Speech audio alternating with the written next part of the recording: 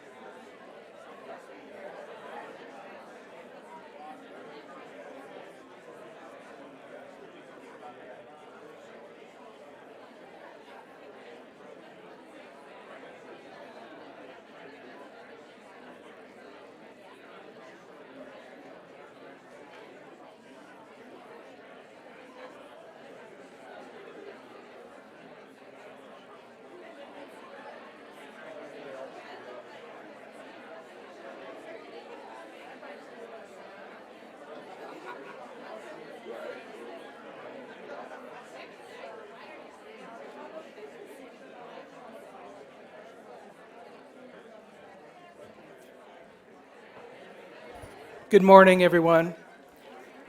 My name is Doug Knurr. I'm the Provost and Vice Chancellor of the University of Michigan-Flint, and it's my great pleasure today here to introduce Chancellor Borrego. As you likely know, the Chancellor was a first-generation student and has built her career helping to create environments that support and foster student success.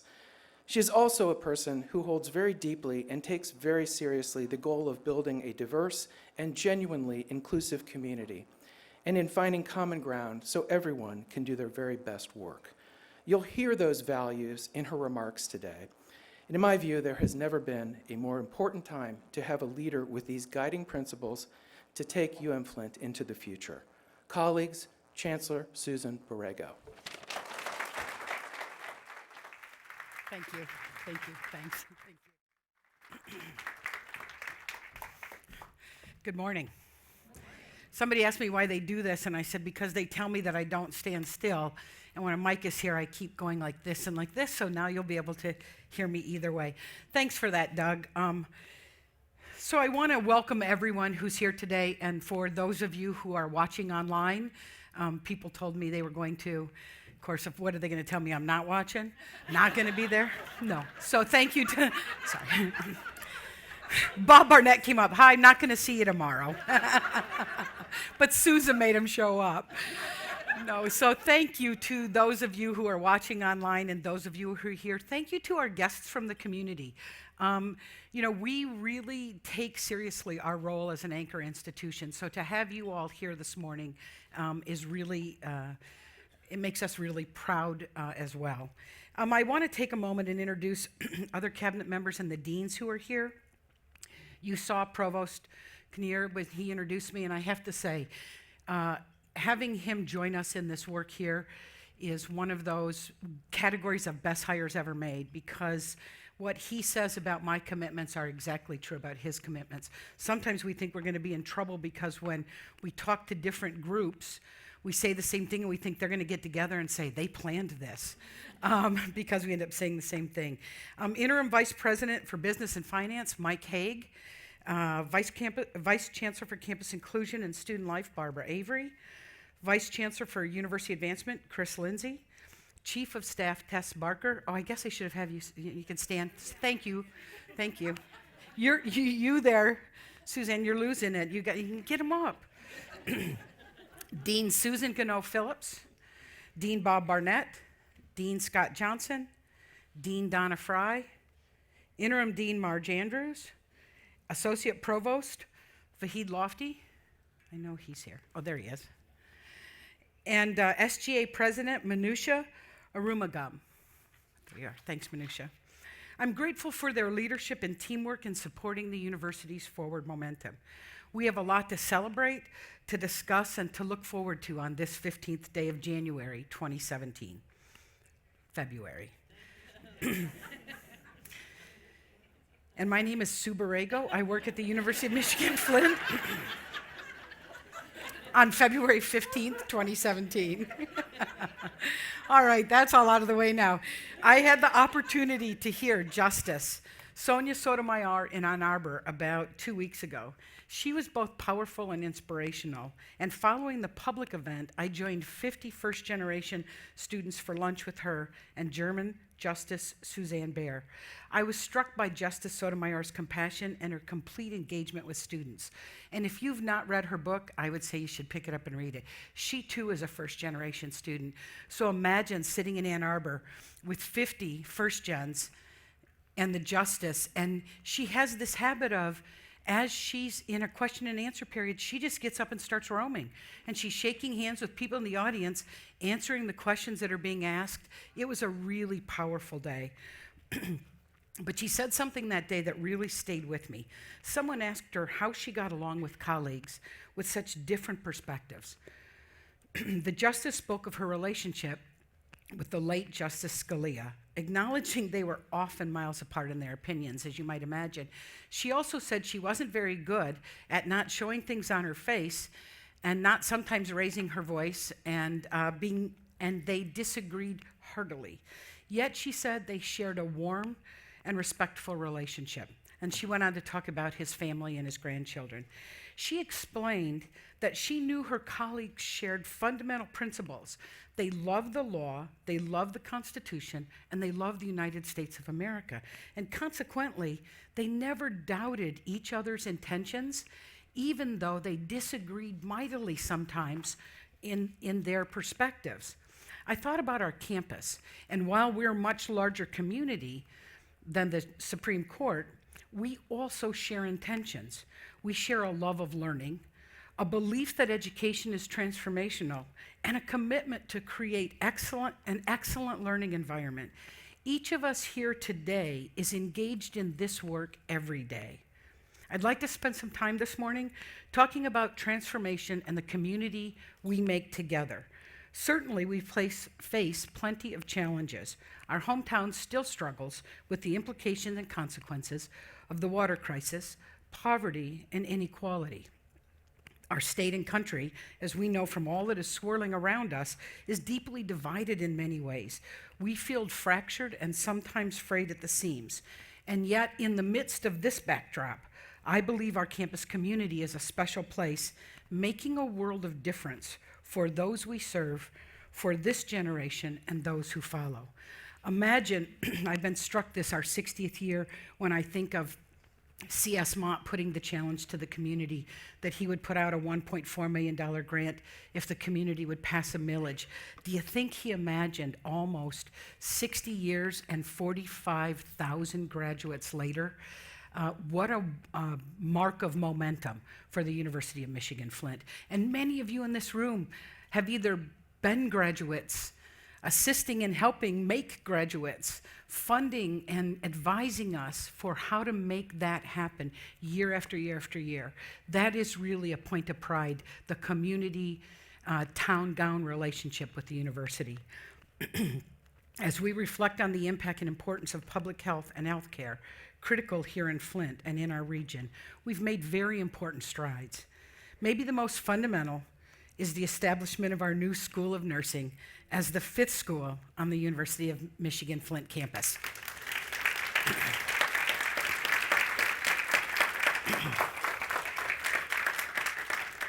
With the leadership of Dean Marge Andrews and her faculty, we're excited about the potential for new opportunities for students and collaboration among schools, as well as within the community that will come from this important move. Job well done. Values of internal and external collaboration in public health motivated our new partnership, the Healthy Flint Research Coordinating Center. This new initiative brings together a central coordinating group of colleagues from community-based organizations, University of Michigan-Flint in Ann Arbor, and Michigan State University. We anticipate working together to identify the most pressing needs, effectively coordinating activities and sharing information as we work toward the best possible health outcomes for the community.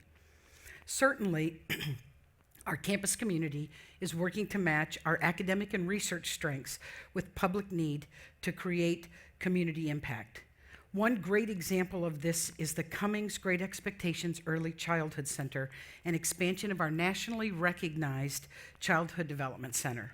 I had the opportunity to visit yesterday with representatives from the Kellogg Foundation and our own staff, and everyone sat around the room with big grins, proud of the work that was able to be established there with the support of community partners, Flint Community Schools, Genesee Intermediate Community Schools. Talk about a collaborative and interdisciplinary effort aimed at the greater good. That's what public good means. This is our contribution at the University of Michigan-Flint to public good. This fall, we opened the expansion in the former Cummings Elementary School, enrolled nearly 200 children with support, again, Flint Community Schools, Genesee Intermediate School District, State of Michigan, Mott Foundation, and many other charitable organizations. This is a good example of U of M Flint catalyzing coordinating effort and standing alongside community members to move projects forward. Research shows that early interventions and high-quality education can mitigate the effects of lead poisoning, and the schools of education and human services, nursing and health professions and services are working together with the community to provide exceptional support for vulnerable children. We also know that the earlier in a child's life that they meet somebody that they associate with a college or university, it also encourages that college-going pipeline. So it's a double win there. Our music, drama, and arts programs impact our community off and on campus. When I hear students talk about these opportunities, they describe the community contribution and engaged learning. I've had the opportunity to catch both drama and musical presentations this year, and can tell you, if you've not made it out to see our students perform, don't miss the next opportunity. Our work with the business community was enhanced this year with a $400,000 5-year grant from the United States Department of Commerce Economic Development Administration. The EDA grant enabled us to establish a university center for community and economic development to serve as a hub for entrepreneurial support across the 7-county region. The EDA chooses these centers very selectively. They only award two per state. So it was a real point of pride for the university to be able to establish this project on campus. We know that entrepreneurship and economic development go hand in hand, and I'm especially excited about all the entrepreneurial activities our School of Management is spearheading. In addition to the recent establishment of the Hagerman Endowed Professor of Entrepreneurship and Innovation in December, the School of Management received a gift and matching support totaling $750,000 to support student endowed scholarships in entrepreneurship. This year marked a turning point. not only in the expansion of the campus footprint, but more importantly, in what new buildings and space will do to further enhance our academic strengths and our students' living and learning opportunities. And although we've had a recent drop in enrollment, we don't want to lose a step as we enhance academic programming at the university. I understand there's some criticism about the fact that we continue to build when there's been an enrollment drop. But I'll tell you, from everything around us, this is not the time to hunker down. We have to continue to be bold and to move forward and to build the kinds of spaces that will support our faculty and students in their academic endeavors and opportunities here. When the Uptown Reinvestment Corporation gave the university the $15.5 million Riverfront building with the support of the Charles Stewart Mott Foundation, it marked the largest ever single donation to the university. And I would like to mention that Ridgway White is sitting here today, and the support that they have continued to provide, at least in my 3 years here, I mean, I'm aware of that part, with the 60 plus all the time, has really been one of those partnerships that my colleagues around the country envy. So thank you.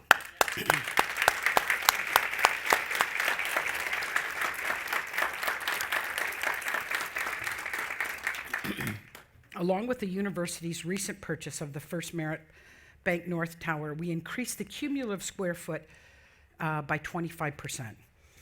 We added the first academic space since 2002. We now have the opportunity to house more students and expand our academic space and enhance our role as an anchor institution in the city of Flint. I'm not worried ultimately about enrollment, because if you know anything particularly about traditional age students, they want to be a part of a place like Flint and do the kind of work in a place like Flint. And we just have to do a better job of telling the story about who we are and what we offer, and not make apologies that we're in Flint. It's the point of pride that we are in Flint. And I love the fact that the faculty in this room are nodding your heads with me, because that is one of our distinctives, that we have the privilege of being here. We are more than ever before partners in contributing to the vibrancy and economic development of our community. I've been humbled by the determination and energy of the people of Flint, and it's an honor for me to represent our campus as we roll up our sleeves and work together. And there's more to come. With the help of the state of Michigan and a recent $11 million grant from the Mott Foundation, we're planning a $39 million addition to the Murchie Science Building to create a third wing. We are on track to start construction this year. Over the past 10 years, student enrollment in STEM fields has grown 58% on our campus. The new addition will provide much needed space for research, lab, and teaching space, including multiple interactive classrooms and student collaboration space. It's an exciting time to be on our campus as we see this new space come to life, enrich our students' educational experiences, and provide more support for faculty and staff to do their best work. Our momentum is made possible with the gifts and grants we are generating through our capital campaign. When the campaign launched officially in October 2015, we had raised $16.5 million in the silent phase. Today, that number stands just shy of $50 million. I'm grateful to everyone who is working on this campaign. It makes such a tremendous difference in our university's ability to make a real impact in everything from our early childhood efforts to our entrepreneurship efforts to our STEM education and the foundational work in the arts, humanities, and social sciences. We have more work to do, of course, and in the next 2 years, we will continue to focus on key priorities, unmet needs, and substantial student support. In addition to recent successes and momentum, Flint is poised to harness positive energy for future action and impact. In my December commencement address, I referenced a New York Times opinion by talk show host Trevor Noah. Noah was crediting the South African leader Nelson Mandela for his inclusive and visionary leadership through very difficult and fractured times. Mandela's leadership was based on a compelling combination of compassion, vision, and action. Does that sound familiar? Compassion, vision, and action. Mandela said, quote, "Action without vision is only passing time. Vision without action is merely daydreaming. But vision with action can change the world." U of M Flint is a place of vision and action. And I would argue that we are changing our world every single day with the people in this room and watching online and those who couldn't make it today. And we're at a time in our university's history when we have another opportunity to combine vision and action in a transformative way. We're in the midst of a campus-wide strategic planning process to help us do that, just that. With the guidance of a dedicated strategic planning committee and chair, Hiba Weeby Alama, we have the opportunity to shape the university's future direction, priorities, and action. She is working hard with a broad-based steering committee of faculty, staff, students, and community members. Can I ask all of you serving in those committees to please stand?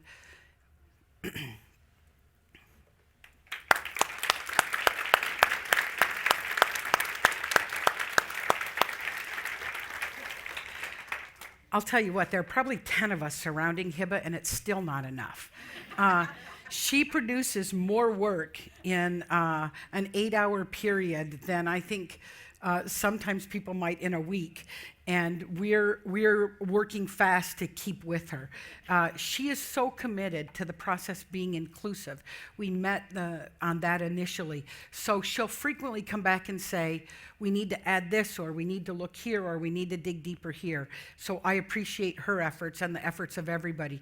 I know it's a short timeline, and I will say to you, I will close with this, but I will say to you here, this is the time to take those things you care about forward and get them in the conversation about where we put our resources and our priorities in the next 5 years. We know we have some challenges, and we have to be honest in our assessment in areas we must move the needle. We have to focus our efforts on maintaining strong enrollment, supporting both the recruitment of new students and the retention and graduation of current students. The good news is that every year the number of degrees awarded has increased at the University of Michigan-Flint. We just need to move that needle to help those students that want to complete in 6 years, complete in 6 years, right? And we need to be able to continue to compete for students at the top levels that we've let go other places sometimes, right? So now we're doing a really good job of mixing our need-based aid with our merit aid. And I will say to you, there are two statistics, and it's too early to really tell, but they both make me smile. So from fall to spring, where's Fawn? From fall to spring, that first year retention was at 96%, 97%? But up from 82% with this first year. Sorry to put you on the spot. I should have known that in my head. With this first group of students where we really looked at increasing merits. The other really interesting and point of pride is the 50 students that were admitted as promise students persisted at 100% from our fall to spring.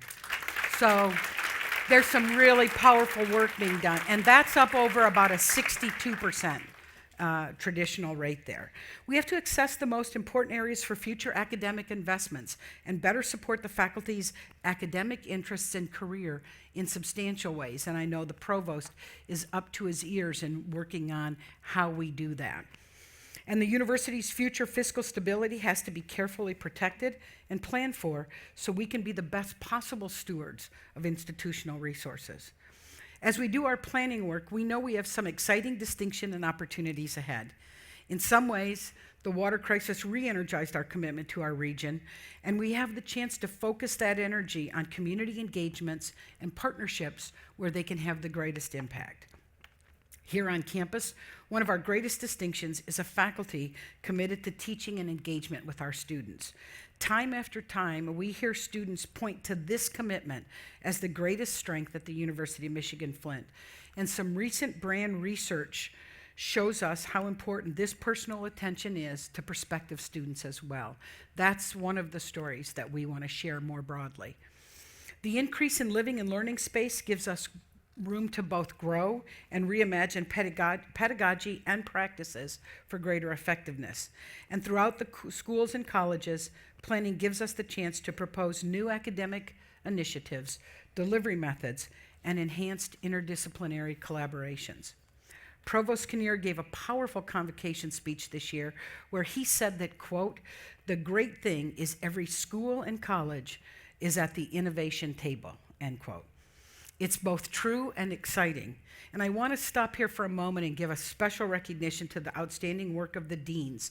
They are guiding the schools and colleges with strategic and forward-looking direction.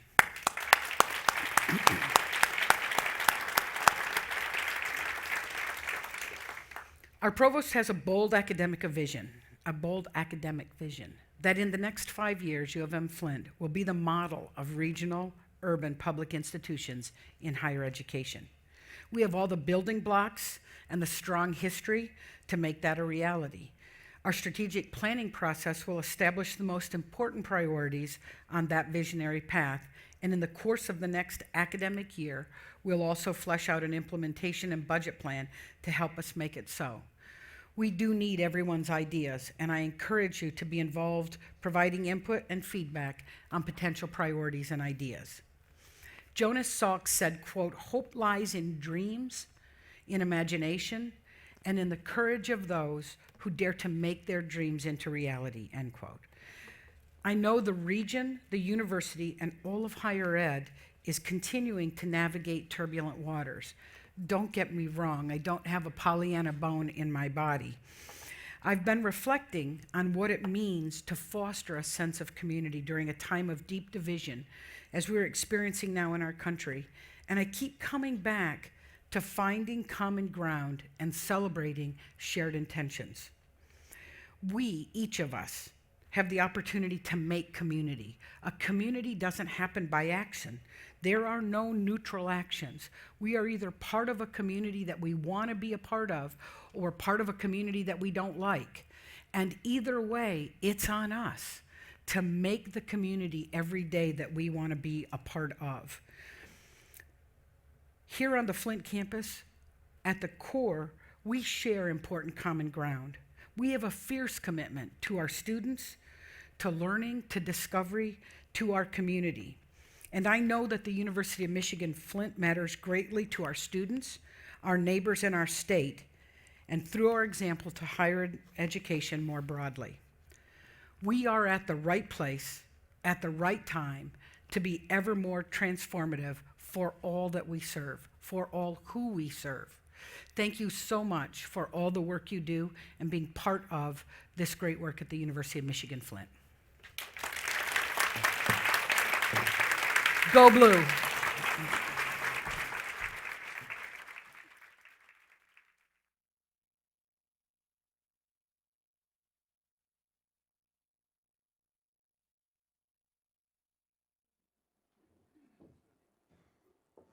Thank you, Chancellor Borrego.